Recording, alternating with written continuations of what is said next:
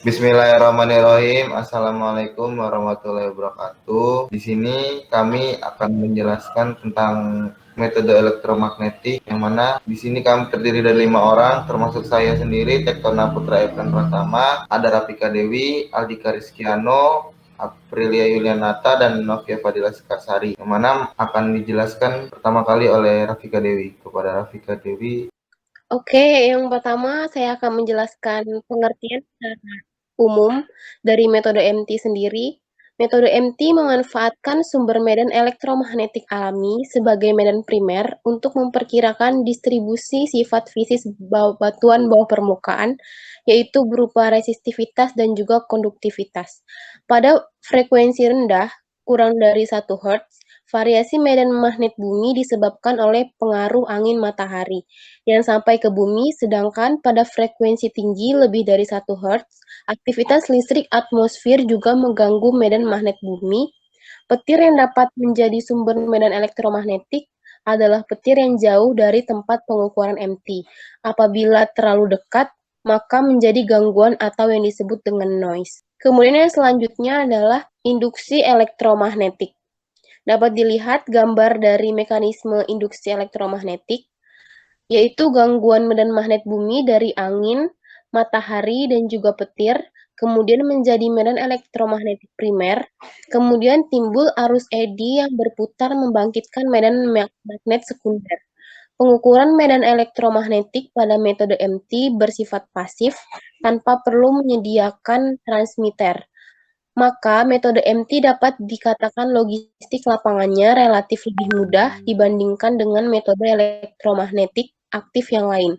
Selain itu juga rentang frekuensi atau periode medan elektromagnetik alam cukup lebar sehingga jangkauan kedalaman pada metode MT ini bisa mencapai kedalaman yang cukup besar. Selanjutnya adalah resistivitas batuan. Dari gambar tersebut yang merupakan resistivitas batuan yang dapat diketahui dari metode MT, berdasarkan gambar tersebut dapat diketahui bahwa metode MT juga berkaitan dengan estimasi resistivitas medium bawah permukaan. Dari gambar tersebut kita dapat mengetahui rentang harga resistivitas yang cukup lebar untuk setiap jenis batuannya. Maka tidak dapat dihindari adanya overlap atau tumpang tindih harga resistivitas satu jenis batuan dengan jenis batuan yang lain. Oke, sekarang kita lanjut ke akuisisi data MT dengan saya, Novia Fadila Sekarsari, akan menjelaskan dari slide sekarang sampai seterusnya. Di sini ada akuisisi data MT yang merupakan sensor dan listrik yang nantinya akan menghasilkan elektroda non-polarizable, yaitu EX dan EY. Kemudian pada akuisisi data MT ini terdapat magnetometer atau coil yang nantinya sensor medan magnet, yaitu HX, HY, dan HZ, yang nantinya akan diterima sebagai sinyal kondisioner, amplifier, filter, dan perekam data digital, yang nantinya akan memiliki output berupa data digital. Kemudian untuk akuisisi data MT dapat dilihat pada slide. Di sebelah kanan atas terdapat yaitu elektroda horospot yang nantinya akan ditanam di dalam tanah. Kemudian yang bawah, yaitu kanan bawah, merupakan magnetometer yang ditanam tetapi tidak perlu terlalu dalam, hanya cukup 10-20 meter saja. Yang penting posisinya stabil dan tidak terpengaruh temperatur pada permukaan. Selanjutnya, di sini ada peralatan MT, yaitu ada 2 buah peralatan MT. Yang pertama ada sebelah kiri Phoenix Geophysics, yang merupakan keluaran dari Kanada, dan sebelah kanan yaitu Geometronics yang yaitu keluaran dari Jerman. Dan di antara keduanya memiliki kekurangan dan kelebihannya masing-masing. Kemudian pada slide ini ada data MT yaitu time series, variasi medan listrik, dan medan magnet. Sebagai fungsi dari waktu frekuensi sampling akan menentukan rentang frekuensi dan direkam oleh sistem peralatannya. Dapat dilihat EX dan BY sangat dekat walaupun korelasinya terlihat sangat berbeda. X posisinya menyamping dan BY. Pada pengolahan data MT ini, yang pertama kali kita akan melihat medan listrik dan medan magnet yang terhubung melalui impedansi.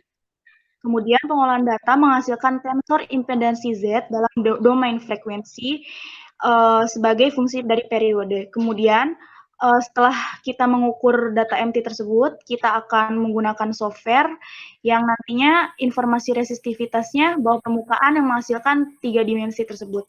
Kemudian analisis tensor impedasinya dari pemodelan 1D, 2D, dan 3D kita interpretasi. Pada data MT ini ada 4 komponen.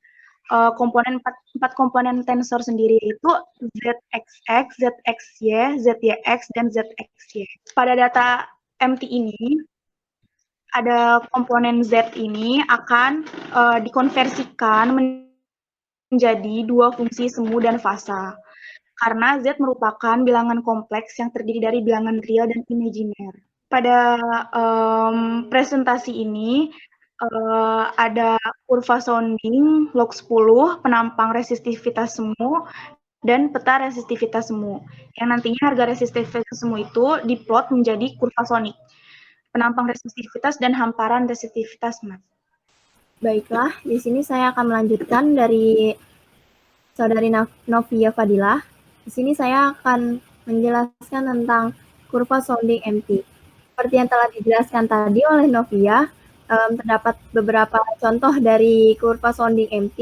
Di sini saya masukkan contoh pada model 1, dapat dilihat pada gambar 1, gambar 2, dan gambar 3. Pada gambar yang telah ditampilkan tersebut terdapat 3 gambar, di mana 2 diantaranya merupakan contoh model 1D yang ekivalen dengan 1 dengan yang lainnya. Dan pada gambar 1 merupakan plot dari log resistivitas semu sebagai fungsi dari log periode. Dan pada gambar 2 merupakan gambar fasa dengan skala linier dan sebagai fungsi dari log periode. Contoh hasil pengolahan MT episode section. Di sini dapat dilihat hasil dari pengolahan MT episode section. Di sini ada resistivitas semu dan fasa. Ada pula contoh dari map resistivitas semu. Di sini merupakan gambaran titik sebarannya. Dengan yang sebelah kiri menggunakan periode 1 second dan yang kanan menggunakan periode 10 second. Pemodelan 1 dimensi dan 2 dimensi pada metode MT. Dapat dilihat pada gambar yang di atas merupakan pemodelan 1 dimensi, di mana hasilnya lebih smooth daripada hasil pemodelan pada 2D.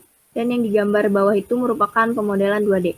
Terlihat perbedaannya, di atas lebih smooth dan di bawah yang 2D tidak begitu smooth seperti pemodelan 1D. Terdapat pemodelan 3 dimensi, dilihat pada pemodelan 3 dimensi ini dilakukan dengan secara vertikal dan horizontal dan didapatkanlah hasil seperti gambar yang telah saya cantumkan seperti ini. Oke, selanjutnya ada konsep dasar dari metode MT ini. Pertama adalah pada persamaan Maxwell menggunakan medan listrik yang dilambangkan dengan E dan medan magnet yang dilambangkan dengan H. Dan persamaan difusi medan elektromagnetik atau EM pada medium 1 dimensi dan medium homogen.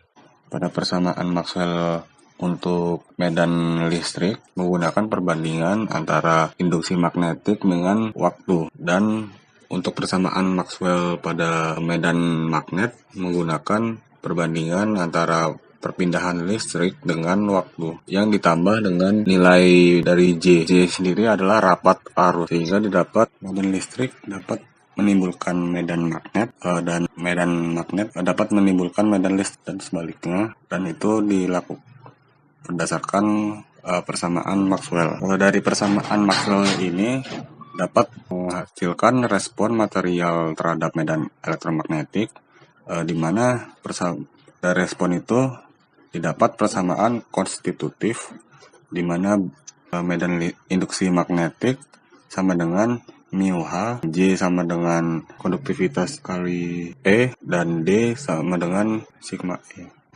Persamaan Maxwell ini juga menghasilkan variasi terhadap waktu, di mana dilambangkan dengan omega yang berasal dari perkalian antara 2pi kali frekuensi atau 2pi dibagi periode.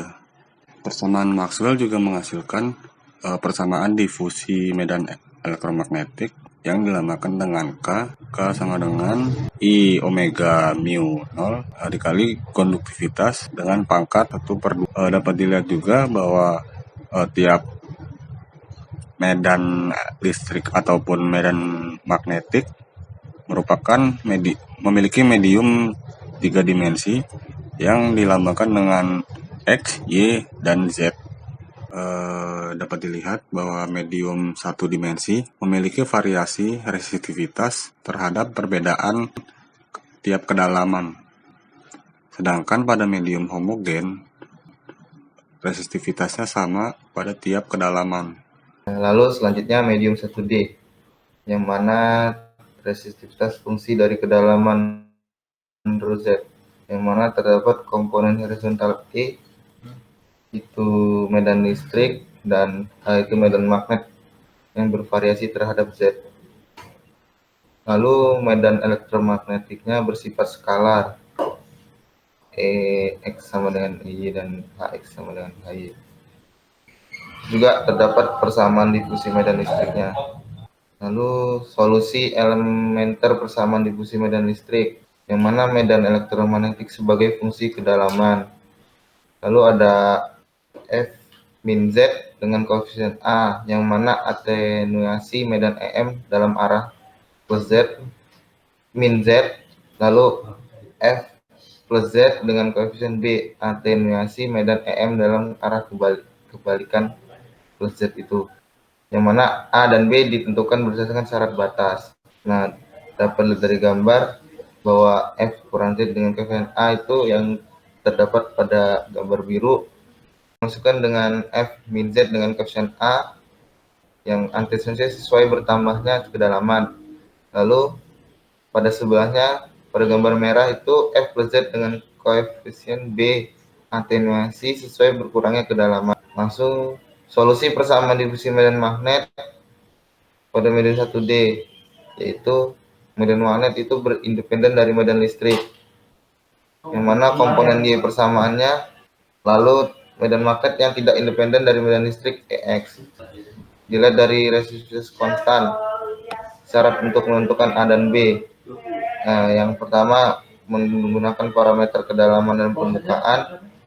Lalu yang kedua kedalaman dan resistivitas. Selanjutnya medium homogen, yang mana medium dengan resistivitas konstan rho, tidak ada batas perlapisan atau tidak ada refleksi.